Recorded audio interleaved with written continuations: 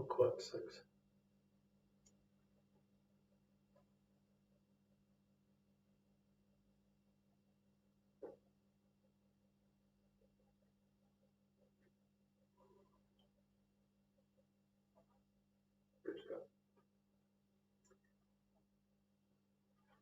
Well, good evening, everybody, and welcome to our meeting through YouTube. My name is Michael Ford. I'm the Mayor of Manawatū District, and with me is... Good evening, my name is Shane Harris and I'm the Chief Executive here at Manawatū District Council. So we've got a very big decision to be making as a community, and tonight's all about us obtaining your opinions about should local decisions stay local. And we want you to be part of the conversation. In fact, we want everyone in the district to be part of the conversation. So with that, a few weeks ago in early May, the government made quite a change to their announcement about the future of local government in New Zealand. And so they're making some fairly major changes. And as I said before, we require your views. What's happening is that government want to decrease the number of councils in New Zealand. Firstly, by getting rid of regional councils. And I think that's pretty much a happening thing. I think as at 2028 local government election, the regional councils will be gone. I think everyone's pretty much accepted that. And then forcing local councils, such as ourselves, district and city councils, to form larger unitary councils. And if you look out onto the right-hand side there, we've got, we're a local council and we provide services and decisions for our communities. At the moment, there's regional councils, in our case, the Horizons region, and they largely handle environmental and regional services. But a unitary council is a council that does both. And so there are some examples in New Zealand. There's Auckland and Chatham Islands, but we'll forget about those. There is also Gisborne, Marlborough, Tasman and Nelson are examples of unitary councils. So you'll hear the government talking about Head Start and Backstop. So the Head Start pathway asks us to submit a proposal with 2 or more councils by the 9th of August 2026. So that's just a fraction over 2 months away. We were given 3 months. And really that is a proposal on how we might want to amalgamate with 1 or more councils to form a larger unitary council. And if we don't do that, which we're not required to do it, we'll be subject to a backstop process, which will follow probably more likely next year.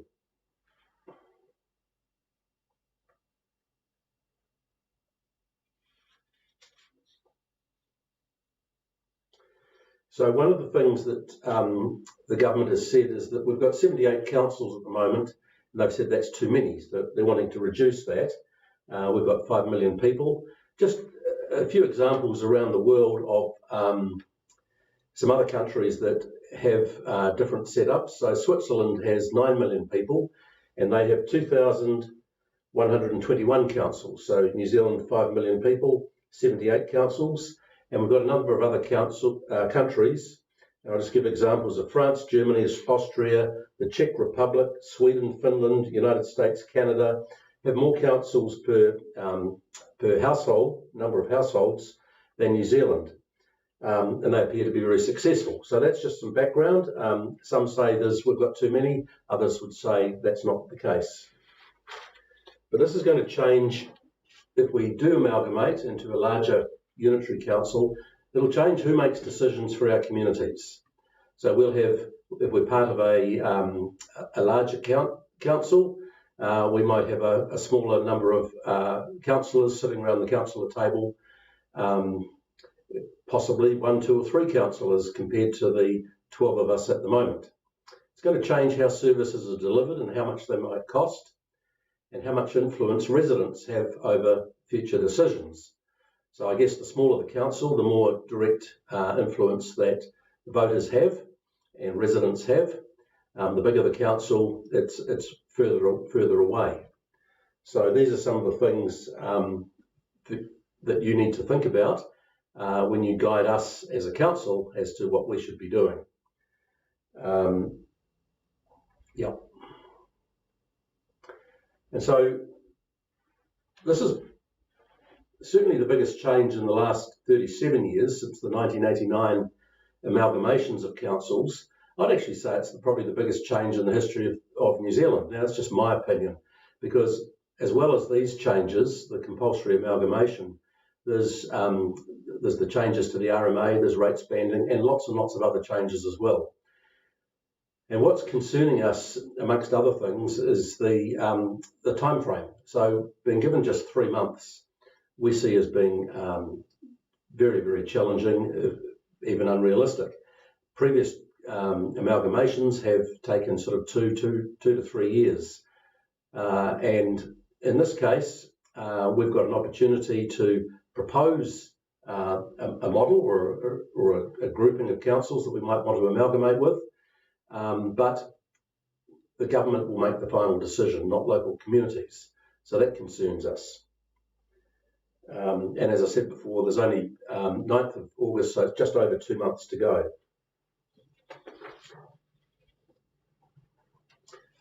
So there are 2 government pathways. The Head Start, that's the amalgamation proposals to be put forward by the 9th of August. And there is a rather a nasty clause that allows other councils have the ability to include us in their proposals without our consent. So we could have, say, for example, 3 neighbouring councils that want to amalgamate, and they could say, we'd like Manawatū to come with us, and they've got the numbers, so that would happen despite our objection to that, or possible objection to that. So not sure whether that would actually happen, but the government is saying that they're allowing that to happen. And also the government, of course, has the final say. They will accept or decline Head Start proposals as submitted, or they could make changes as they see fit. So that's quite concerning. We don't really know what that might mean, but they could look at a proposal and say, well, that's partly okay, but we want to make some extra changes, which may not suit us. So if you're not part of the Head Start, you're automatically in the backstop, which is most of that is likely to happen perhaps later this year and next year. And at the moment, it's fair to say there's very little detail available, but the Minister has warned that it will be compulsory.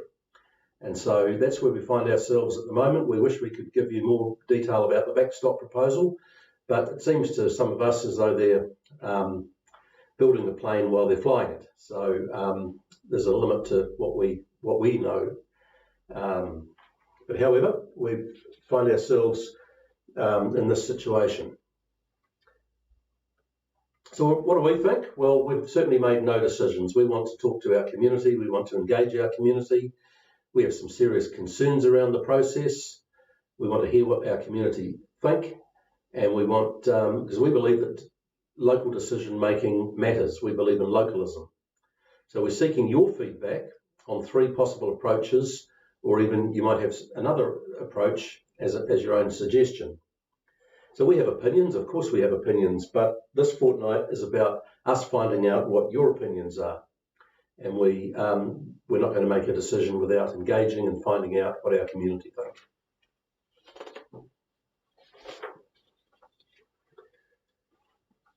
So how do we compare? So Horizons region, there's a Horizons Regional Council, and then we have 7 councils in the region, 6 others apart from ourselves. So we compare pretty well in terms of what sort of shape we're in, financial position. We're the 2nd lowest debt per household in the Horizons region. Our residential rates mid-level, and they're the second to we have the 2nd to lowest non-residential rates, and we have the lowest 3-year average rates increase. So in fact, we've got the 2nd to lowest rates increase in the country, in New Zealand, over the last 3 years. So our residential rates have been higher because we've invested very well in infrastructure, and we're now down to sort of midway through the league, if you like, because other councils are catching up with their rates increases as they address their as they catch up with their infrastructure investment. And we have the highest credit rating. We have a AA credit rating, which we're very proud of. In infrastructure and services, we have the third highest asset value per household. We have the strongest roading network, and we have the highest equal water compliance levels. Now, we could go on. There's a long list of criteria where we feature really well, but that just gives you a brief idea. We are in good shape compared to most other councils in New Zealand, and particularly in our own region. So, what are the approaches that we could take? And this is what we're asking you to help us with. We're giving you a choice of 4. Now we'll start with approach number 1. We could oppose compulsory amalgamation, but we won't just sit on the sideline and say no. We will propose something that we consider better.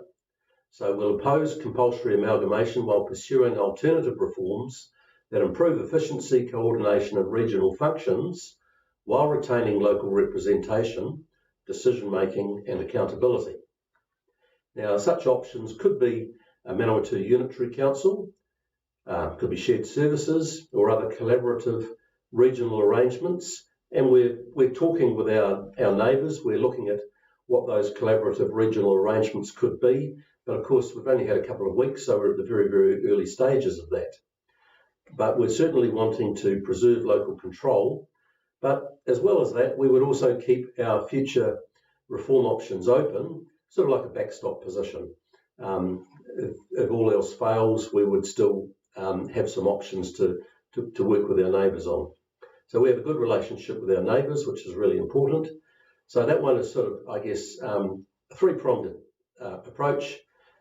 Oppose the compulsory amalgamation. It's not really the Kiwi way, is it? Compulsory marriage. We'd propose something that we think would suit the government, allow the government to tick the boxes of what they're trying to achieve, and also address the functions that are carried out by the regional council. And there's a few options of how that, of what they might be, but we would also have a backstop position if all else fails. Option 2 is the government's Head Start approach. So we could explore amalgamation, and of course, who should we join with? And we would need to move smartly and submit an amalgamation proposal by the 9th of August. If you look at our direct neighbours, we've got Palmerston North, we've got Rangitikei, we've got Horowhenua, and then of course across the range we have Tararua as well. So they directly border our district, but there are other councils in the Horizons region that we could add to that if we wanted to. So that's approach number 2. Approach number 3 is the backstop. So if we're not in number 2, the government would automatically put us into number 3, the backstop position. And once again, we would explore amalgamation, but we would do it in not as in a rushed position. But again, we're still having to work out who we want to join with. And that would probably delay our participation until the backstop in 2027. So some councils are thinking that there's a real rush, there's a hurry, that we have to do it by the 9th of August. You may have that view, but some of us don't see that urgency. And then the 4th option is basically other. You might have a cunning plan that we haven't thought of yet, so give us your suggestions, tell us what you think should happen.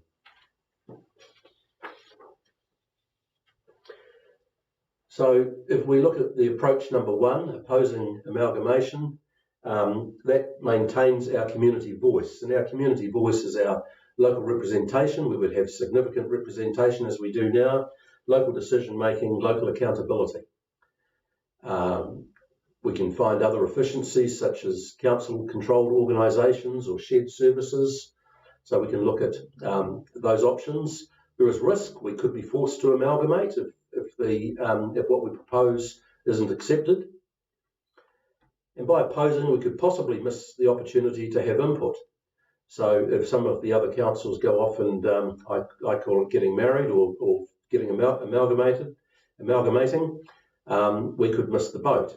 As I said before, I don't think that risk is particularly high. I think even if that does happen, there's probably a fairly good chance that we would be able to add to another grouping down the track because we're in a fairly attractive position given our infrastructure and finance situation.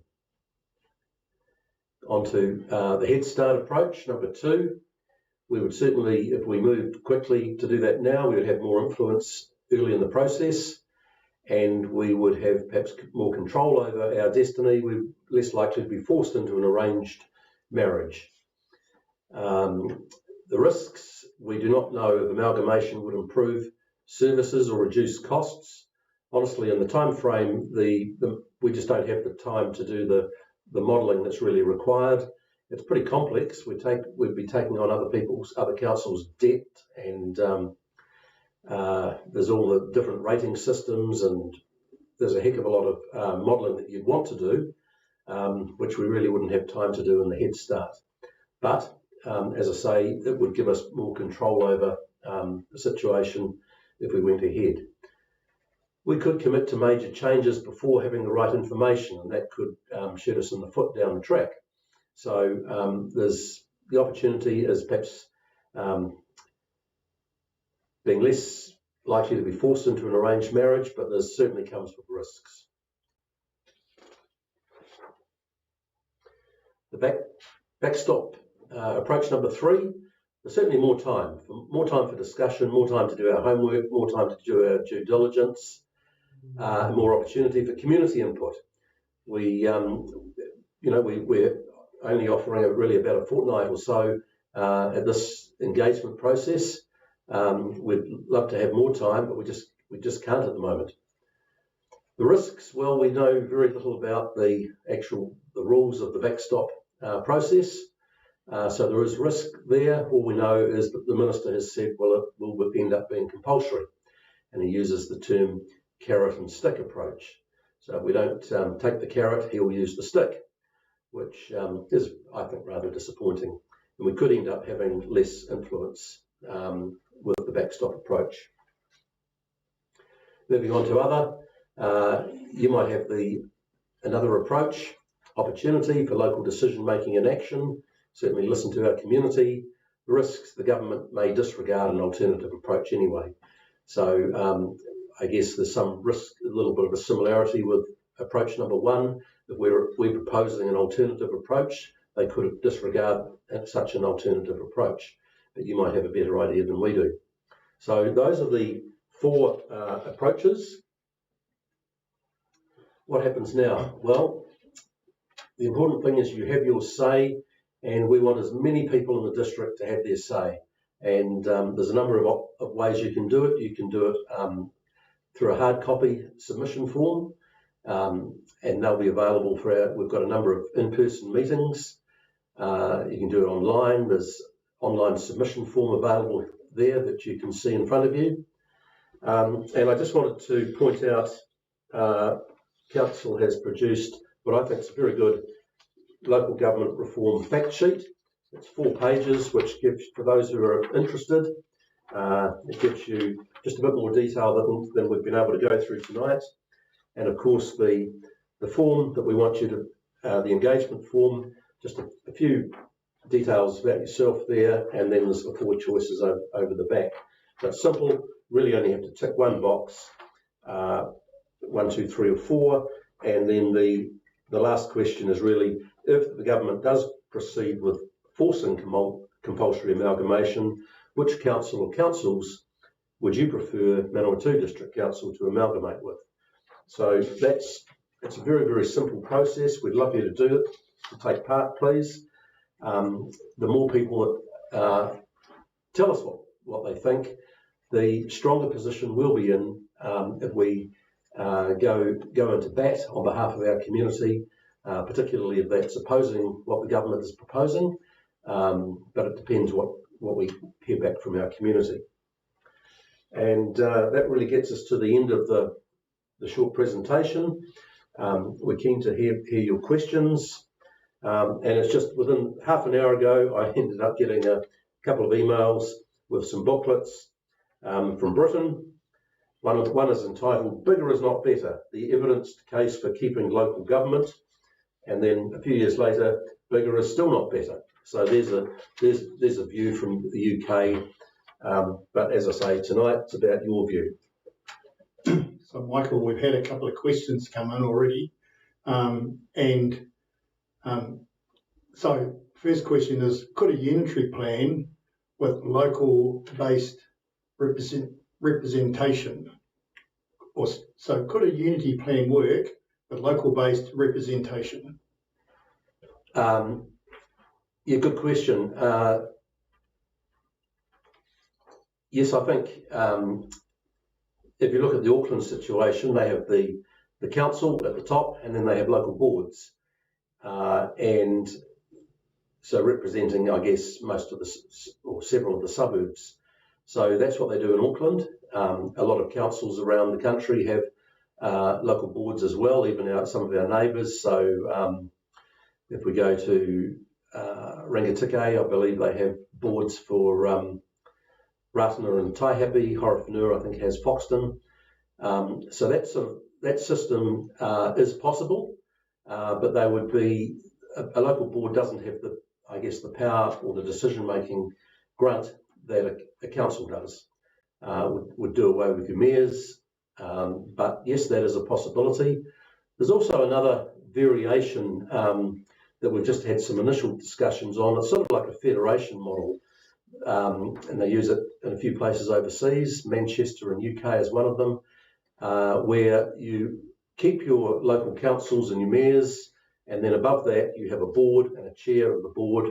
Generally the mayors go onto that board, and they would by and large handle the regional functions. So in our case, the regional council functions, probably the regional spatial planning system would probably be handled by the higher board. So that's another variation, but it's a bit similar. So I guess the short answer is yes.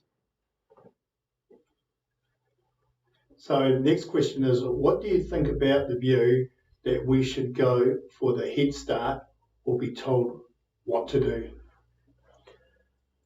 Well, I'm not very good at being told what to do. Ask my mother. So I don't think our council has not appreciated the way that the government has, I guess, articulated this approach. However, they are the government and they make the rules. So if the time frame had been more realistic or more reasonable, I think we would have been more accepting of such an approach. But as I say, I don't personally see the need to panic into the Head Start. I think if we want to go into the Head Start process or pathway, that's up to the community to tell us. But the government was really intending for the Head Start to be for the groupings of councils that have been talking about amalgamation for some time. So I'm not sure, but maybe in Northland, Wairarapa, Southland, some people were saying Taranaki. So they've been having discussions about amalgamating. There seems to be, in many cases, they're all keen to amalgamate, and I understand that was really what the government was wanting to do with Head Start, was to make it easier for them and faster for them. So I don't think it was their intention that all the councils jump into the Head Start. And so that's my personal view. Shane, have you got any other views on that? No, I think time's always better. So I'd be interested to hear what people have to say about their views. I think we've had another question come in. Would amalgamation reduce duplication on compliance requirements? For example, resource consents or building consents? I think that's a good one for you. Yeah, certainly there is duplication in terms of the consents, permissions that are required both through your district councils and then onto regional councils. So unitaries would do away with the double consenting by two different entities. However, we've got to be conscious too that there are significant RMA reforms occurring at the moment. So what we know now is the RMA is going to change significantly, and the government is saying that its intention is to make consenting a lot easier. So it's pretty hard to draw parallels from the changes that are occurring in the RMA and also, what might happen through the reform process.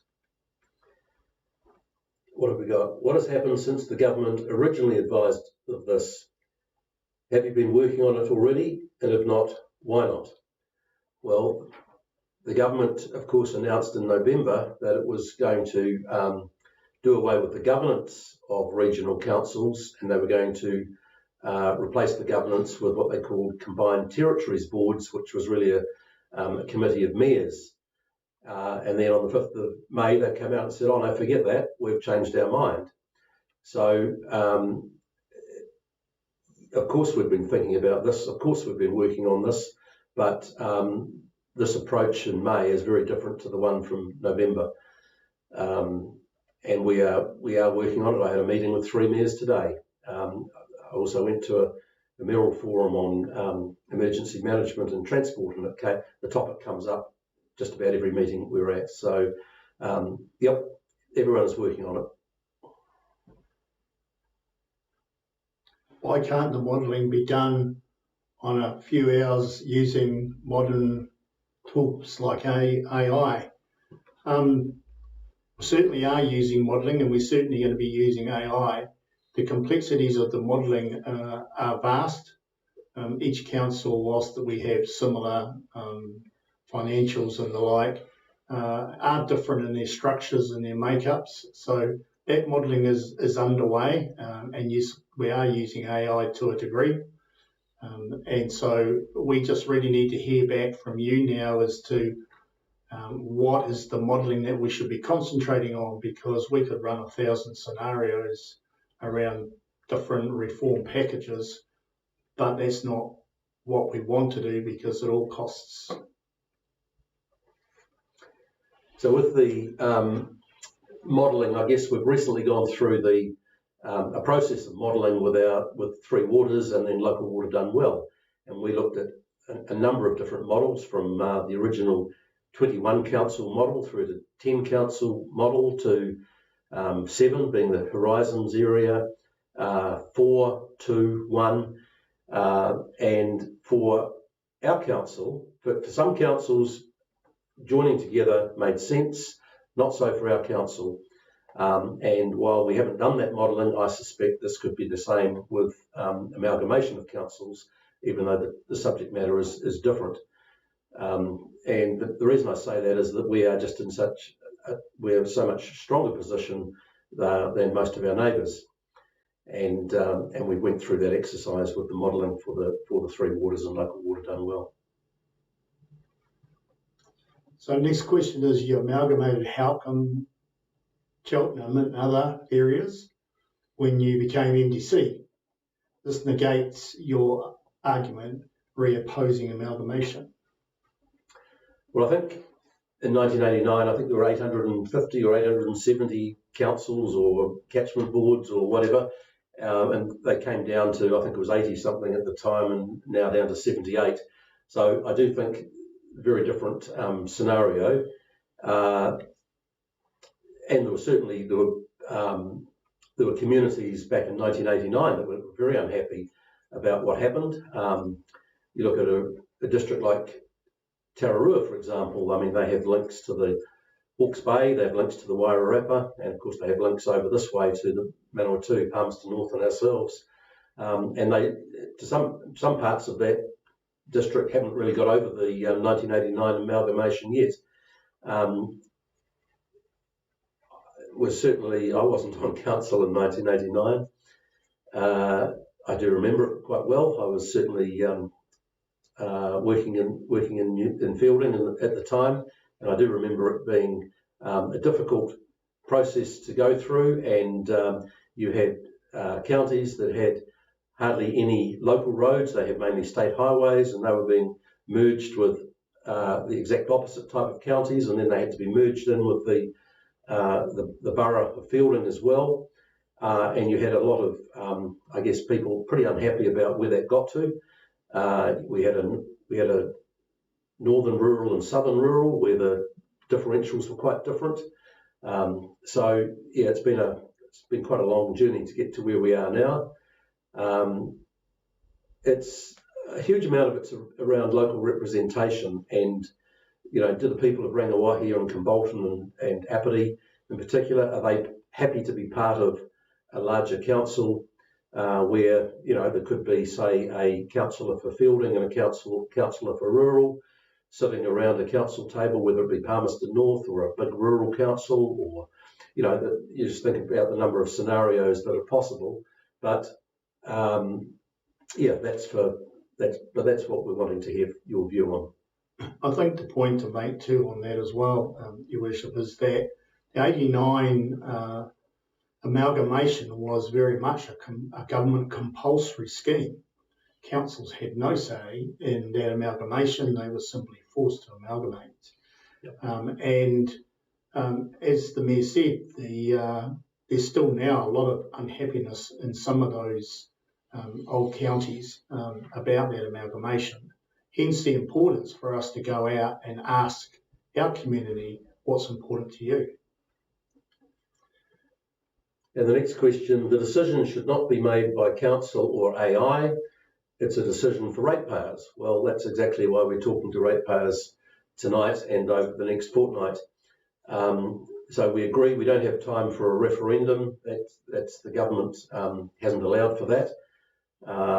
But there's certainly a strong argument to say that that might be one of the things that should be subject to a referendum. I wouldn't argue with that. But as I say, we don't have that luxury.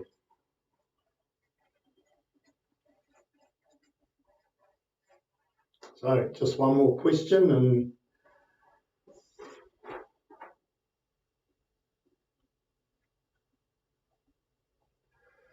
what is the one thing you would most like council to protect for future generations of Manawatū residents?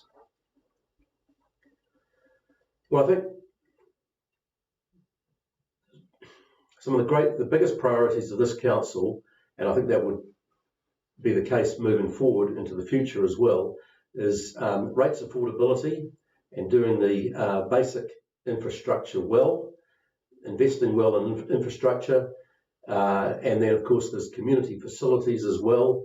But do the basics first and do it in an affordable way, and that way we can the level of rates increase will be modest.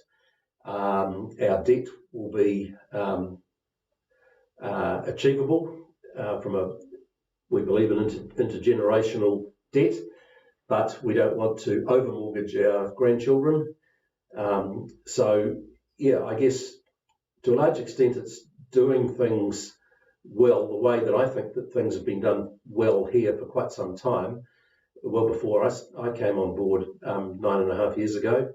So we're in a pretty good position because of that. We've invested well in infrastructure, we've kept rates relatively affordable, our rates increases are some of the lowest in New Zealand, and we want to continue to do that. But a community is more than just potholes and pipes and rubbish collection. It's also about community centres and libraries and community hubs and sports grounds, and I think we do a pretty good job of those too. So it's a balanced approach, but sticking with making the infrastructure the top priority along with affordability. So just a reminder, folks, that there are 4 public meetings that are being held over the next 2 weeks. There's tomorrow night in the Civic Centre at 6 p.m. So if you want to come along and talk to the Mayor and councillors, please do so. So that's in the Civic Centre at 6 p.m. On Thursday night, there's a meeting at Pohongana. That's to be held in the Pohongana Hall. And again, that's at 6:30 p.m. So 6:30 p.m. in the Pohongana Hall, if you'd like to come and ask further questions. On Tuesday, the 9th of June, over at Kimbolton at 6:30 p.m. in the Kimbolton Hall. And then on Wednesday, the 10th of June, 6:30 p.m. at the Te Kawa Rec Centre in Rogatia. So please come along.